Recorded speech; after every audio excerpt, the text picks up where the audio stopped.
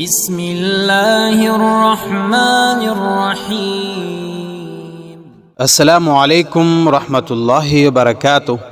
حضرت ابو ہریرہ رضی اللہ تعالی عنہ سے روایت ہے، رسول اللہ صلی اللہ علیہ وسلم نے فرمایا، دنیا مومن کا قید خانہ اور کافر کی جنت ہے۔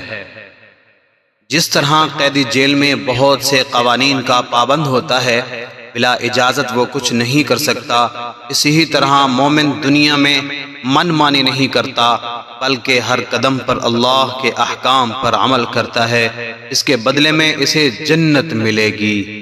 کافر دنیا میں آزادی کی یعنی بے قید زندگی گزارتا ہے، اس کے نتیجے میں اسے جہنم کا عذاب ملنے والا ہے۔ جہنم کے عذابوں کے مقابلے میں دنیا کی سخت سے سخت زندگی بھی جنت کے برابر ہے۔ میرے معزز سامعین، صدقہ جاریہ سمجھتے ہوئے اس ویڈیو کو لازمی شیئر بھی کیجئے، لائک بھی کیجئے۔ جزاک اللہ خیرہ۔